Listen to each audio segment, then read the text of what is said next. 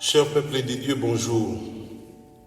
Une fois de plus, ce soir, nous voulons passer un moment solennel avec Christ à travers la prière. Vous connaissez la prière, c'est une arme. La prière, c'est une force. Chers amis et chers frères, ce soir, je voudrais que nous puissions parler d'un thème qui dit « Quand la prière rallume le feu du cœur ».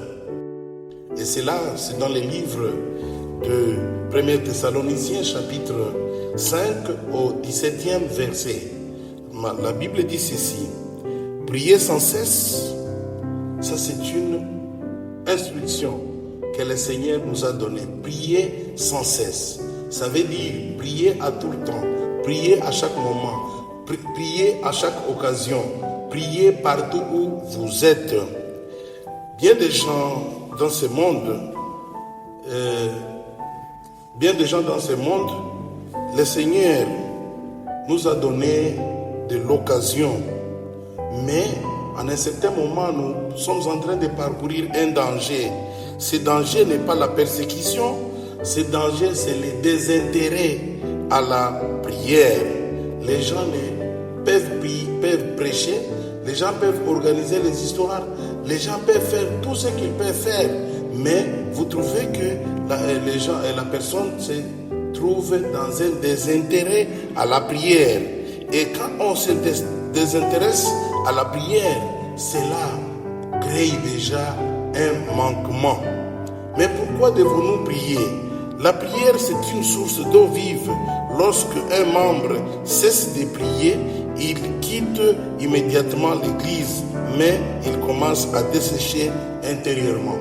Quand quelqu'un ne prie pas, quand quelqu'un laisse de prier, c'est comme un membre qui a déjà quitté l'église et qui est desséché, qui n'a plus de force.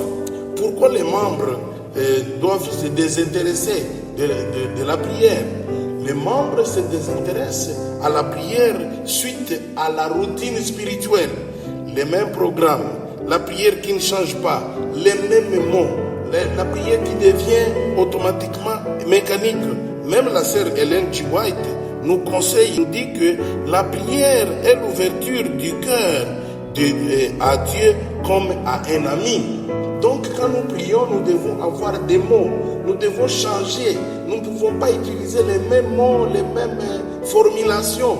Nous devons créer et être des initiateurs de nouvelles conceptions dans la prière. Le deuxième point, la prière est la distraction du monde. Les gens ne prient pas parce qu'ils sont distraits, ils sont pris par le monde. Les gens laissent ce qu'ils doivent faire et ils sont emportés. Dans une société occupée, connectée, bruyante, le silence devient très rare. Or, la prière exige un temps disponible. L'homme doit être dans un moment où il se concentre à la prière. Mais aujourd'hui, le monde est connecté, le monde est troublé. Les gens n'ont pas le temps de pouvoir prier. Cela fait que l'homme se désintéresse maintenant à la prière. Le troisième point, c'est le découragement spirituel. Certains ont prié longtemps sans avoir de réponse immédiate. Ils se disent, à quoi bon de prier? Les membres pensent que quand nous prions, nous devons chaque fois, chaque jour, vous priez, on vous répond, vous priez, on vous répond. Maintenant, quand il n'est pas encore répondu par Dieu, il se désintéresse, il se décourage. Mais quand nous lisons Luc chapitre 1, le verset 18, nous rappelle que Jésus leur adressait une parabole pour montrer qu'il faut toujours prier et ne pas se relâcher. Nous devons toujours prier en tant que membres, en tant que fils de Dieu, en tant qu'adorateur, parce que la prière, c'est une connexion. Nous sommes comparés à un téléphone qui, après un certain temps, il utilise l'énergie qu'il avait et par après, il va tomber lobat. Et par après, il doit être connecté à la prise pour avoir encore l'énergie dans lui et continuer à communiquer. Donc c'est aussi avec nous dans la prière. Nous devons toujours, chaque fois, prier. Et maintenant, quelles sont les conséquences d'une vie sans prière? Le premier élément, c'est l'affaiblissement spirituel. Sans la prière, la foi diminue, les doutes augmentent. Parce que quelqu'un qui ne prie pas, il est découragé. Et maintenant, quand il est découragé, sa vie spirituelle commence à s'affaisser. Le deuxième élément, c'est que la perte de discernement. La personne qui ne prie pas n'a plus de discernement. Il est en train de combiner maintenant les histoires. Des fois, il est en train de confondre même les histoires parce qu'il n'a pas un esprit posé pour pouvoir reconnaître ce qu'il doit faire.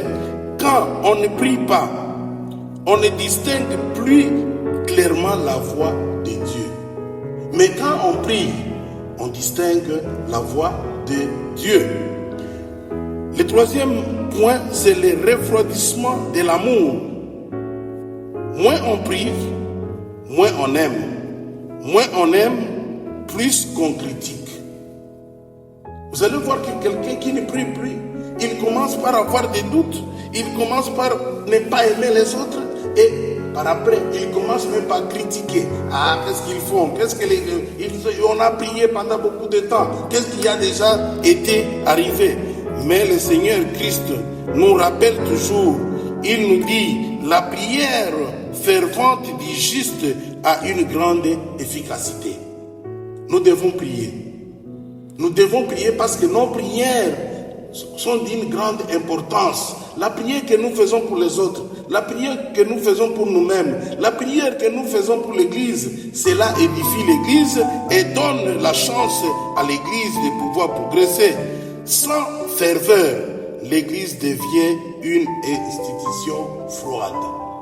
Si les églises tombent aujourd'hui, c'est parce qu'il n'y a pas cette chaleur de prière. Les gens sont dans les routines. Les gens sont dans des coutumes. Et vous trouvez que ça ne marche pas. Mais comment maintenant doit-on rallumer le feu de la prière? Comment doit-on rappeler, donner le courage, la force à notre prière? C'est revenir à la simplicité. C'est contempler Jésus dans la prière. C'est prier avec lui. C'est se retirer dans un endroit pour avoir la force. C'est restaurer la prière collective.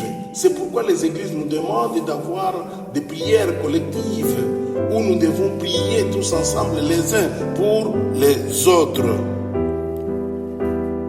Encourageons les membres qui sont découragés pour qu'ils puissent venir et prier ensemble avec nous.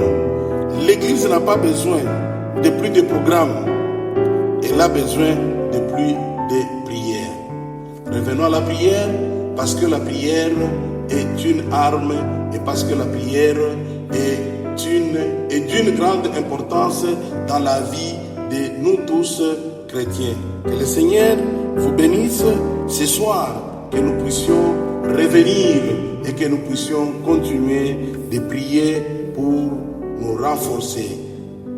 C'est au nom de Jésus que nous vous souhaitons une bonne prière ce soir et disons Amen.